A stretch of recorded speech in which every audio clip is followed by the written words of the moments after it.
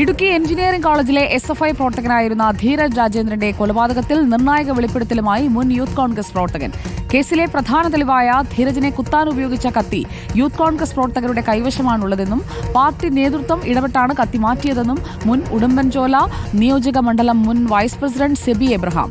പ്രതിപട്ടികയിലുള്ള 3 പേർക്ക് കേസുമായി ബന്ധമില്ല. മറ്റു ചിലരെ രക്ഷിക്കാൻ അലൻ, ജെറിൻ, ടോണി എന്നിവരെ പ്രതിപട്ടികയിൽ ചേർക്കുകയായിരുന്നുവെന്നും യൂത്ത് കോൺഗ്രസിന്റെ മുൻ പ്രവർത്തകൻ വെളിപ്പെടുത്തുകയാണ്. ധീരജ് വധക്കേസുമായിട്ട് ബന്ധപ്പെട്ടിട്ട് സംഘടനാ സഹപ്രവർത്തകരാണ്. യൂത്ത് കോൺഗ്രസ് സഹപ്രവർത്തകർ മാത്രമല്ല, പാർട്ടി നേതാവുണ്ട്. ഞങ്ങൾ ധീരജ് കേസിന്റെ കാര്യങ്ങളൊക്കെ സംസാരിച്ചുകൊണ്ടാണ് ഇങ്ങനെ വരുന്നത്. ലെഫ്റ്റ് സൈഡിലെ ഫ്രണ്ട് ഡോറിന്റെ ബോട്ടിൽ ഹോൾഡർ ഇരിക്കുന്ന ഇതിന്റെ ഇപ്പുറത്തെ ഗ്യാപ്പിൽ നിന്നൊരു കത്തി എടുത്ത് എന്നെ കാണിച്ചു. എൻ്റെ അടയാളങ്ങളൊക്കെ കൃത്യമായിട്ട് എനിക്ക് ഓർമ്മയുണ്ട്. ഇതേതാണ് എന്നറിയാമോ എന്നാണ് എന്നോട് ചോദിക്കുന്നത്. അപ്പോൾ ഞാൻ പറഞ്ഞു ഇതാണോ എന്ന് ചോദിക്കുന്നു. അതേ എന്ന് പറയുന്നു. ജസ്റ്റ് ഒരു 5 സെക്കൻഡ്. പക്ഷെ അടയാളങ്ങൾ സംസാരിച്ചുകൊണ്ടിരുന്നതും ഒക്കെ ആയതുകൊണ്ട് ആ കത്തിയുടെ അടയാളങ്ങളും കാര്യങ്ങളും എല്ലാം എനിക്ക് ഓർമ്മയുണ്ട്. ആ 2 പേരുടെ കയ്യിൽ ആ കത്തി വരണം എന്നുണ്ടെങ്കിൽ പാർട്ടി അറിയാതെ ഒരിക്കലും മാറ്റുകയില്ല. പോലീസ് ഇവരുടെ കൈ കത്തിയിരിക്കുമ്പോൾ പോലീസ് അവിടെ കിടന്ന് തപ്പിയിട്ടും ഇവർക്ക് ഈ കത്തി കിട്ടാനുള്ള സാഹചര്യം ഇല്ലല്ലോ. പോലീസ് ചോദിച്ചാൽ, ലോ എൻഫോഴ്സ്മെന്റ് ഏജൻസികൾ ആര് ചോദിച്ചാലും കൃത്യമായിട്ടുള്ള വിവരങ്ങൾ വെളിപ്പെടുത്തും. സന്ദീപ് രാജാക്കാട് നൽകും വിവരങ്ങൾ. സന്ദീപ് രാജാക്കാട്, കുത്തിയ കത്തിയും കുത്താൻ പോയ ആളുകളും ആരൊക്കെയാണ് എന്ന ഗുരുതരമായ വെളിപ്പെടുത്തലാണല്ലോ വരുന്നത്. അന്വേഷണം ഗതി മാറ്റുമോ ഈ വെളിപ്പെടുത്തൽ? സുജയ പാർവതി, തീർച്ചയായിട്ടും അത്തരത്തിൽ വേണം മനസ്സിലാക്കാൻ. കാരണം മുൻ നിയോജക മണ്ഡലം പ്രസിഡന്റാണ്. ഒപ്പം തന്നെ ഈ പറയപ്പെടുന്ന പ്രതിപട്ടികയിലുള്ള ആളുകളുടെ എല്ലാം ഏറ്റവും അടുത്ത സുഹൃത്തു കൂടിയായിരുന്നു സെബിൻ എബ്രഹാം എന്ന് പറയുന്നത്.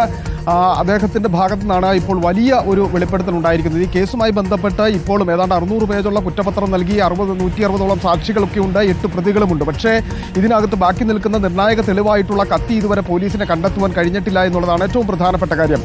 ആ കത്തിയുമായി ബന്ധപ്പെട്ട വെളിപ്പെടുത്തലാണ് ഇപ്പോൾ സെബിൻ എബ്രഹാം നടത്തിയിരിക്കുന്നത്. ആ കത്തി യൂത്ത് കോൺഗ്രസ് പ്രവർത്തകർ കോൺഗ്രസിന്റെ നിർദ്ദേശപ്രകാരം മാറ്റുകയായിരുന്നു എന്നുള്ളതാണ് സെബിൻ ഏറ്റവും പ്രധാനമായി പറയുന്നത്. ആ കത്തി താൻ നേരിട്ട് കണ്ടു എന്നുകൂടി, അതായത് ഇത് കൊണ്ടു നടക്കുന്ന ആരാണ് എന്ന് തനിക്കറിയാം, അത് നേരിട്ട് കാണുകയും ചെയ്തു. ആ കത്തിയുടെ അടയാളങ്ങളടക്കം കൃത്യമായി എനിക്ക് മനസ്സിലാക്കാൻ സാധിച്ചിട്ടുണ്ട് എന്നുള്ളതാണ് സെബിൻ എബ്രഹാം വ്യക്തമാക്കുന്നത്. അത് ആരാണ് എന്ന നമ്മുടെ ചോദ്യത്തോട് അത് മാധ്യമങ്ങളിലൂടെ പറയാൻ തയ്യാറാകുന്നില്ല. പക്ഷേ ഈ ലോ എൻഫോഴ്സ്മെന്റ് ഏജൻസികൾ, ഏത് പോലീസോ ഇല്ലെങ്കിൽ അതുമായി ബന്ധപ്പെട്ട് ഏത് അന്വേഷണ ഏജൻസികൾ ചോദിച്ചാലും അതിനോട് പൂർണ്ണമായി സഹകരിക്കാൻ താൻ തയ്യാറാണ്. അത് അവരോട് വ്യക്തമാക്കൂ എന്ന് ആണ് ഇപ്പോൾ സെബിൻ എബ്രഹാം പറഞ്ഞിരിക്കുന്നത്. എന്തായിരുന്നാലും ആ കാര്യത്തിൽ ഒരു വലിയ വഴിത്തിരിവുണ്ടാകുമെന്ന് തന്നെയാണ് മനസ്സിലാക്കുന്നത്. കാരണം ഈ നിഖിൽ പൈലി, 1ാം പ്രതിയായിട്ടുള്ള നിഖിൽ പൈലി ഈ കത്തി ഇടുക്കി ഇതിന് സമീപത്ത് വെച്ച് കാട്ടിലേക്ക് വലിച്ചെറിഞ്ഞു എന്നുള്ളതായിരുന്നു മൊഴി. 2 ദിവസത്തിലധികം പോലീസ് അവിടെ തെരച്ചിൽ നടത്തിയെങ്കിലും ഈ കത്തി കണ്ടെത്തുവാൻ വേണ്ടി കഴിഞ്ഞിരുന്നില്ല.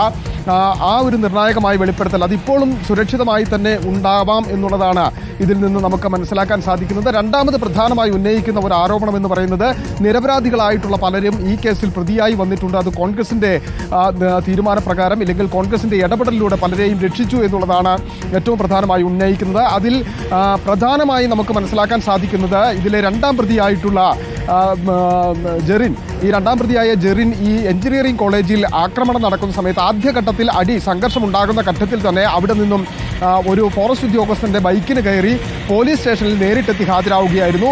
ഈ 2ാമത്തെ തവണ സംഘർഷമുണ്ടാവുകയും ധീരജിന് കുത്തേൽക്കുകയും ചെയ്യുമ്പോൾ ജെറിൻ പോലീസ് സ്റ്റേഷനിൽ ഉണ്ടായിരുന്നു എന്നുള്ളതാണ് ഈ സെബിൻ എബ്രഹാം പറയുന്നത്. അതായത് അന്ന് മറ്റു പ്രതികളെ കിട്ടാതെ വന്നപ്പോൾ പോലീസ് പ്രതി ചേർത്തതാണ്, അതിന് കോൺഗ്രസ് നേതൃത്വം കൂട്ടുനിന്നു എന്നുള്ളതാണ് ഒന്നാമത്തെ കാര്യം. മറ്റൊന്ന് അലനാണ് 8ാം പ്രതി. ഈ അലൻ ഇവരെ സഹായിച്ചു എന്ന പേരിലാണ് അലനെ കേസിൽ പ്രതിയാക്കിയിരിക്കുന്നത്. പക്ഷേ ഈ പ്രതികളെ രക്ഷപ്പെടുന്നതിനും അവർക്ക് ഒളിവിൽ താമസിക്കുന്നതിനും വേണ്ടി സഹായിച്ചത് മറ്റൊരു കോൺഗ്രസ് പ്രവർത്തകനാണ്, കട്ടപ്പനയുള്ള ആളാണ് എന്നുള്ളതാണ് അതിനുമായി ബന്ധപ്പെട്ട് രണ്ടാമത് പറയുന്നത്. ടോണിയും 3ാം പ്രതിയായിട്ടുള്ള ടോണിയെ ഫോണിൽ ആ സമയത്ത് തന്നെ നേരിട്ട് വിളിക്കുന്നുണ്ട്. ടോണിയെ ഫോണിൽ വിളിക്കുമ്പോൾ ടോണി പറയുന്നത് ഒരു റൗണ്ട് വെളിപ്പെടുത്തൽ. സന്ദീപ് രാജാക്കാടാണ് വിവരങ്ങൾ നൽകിയത്.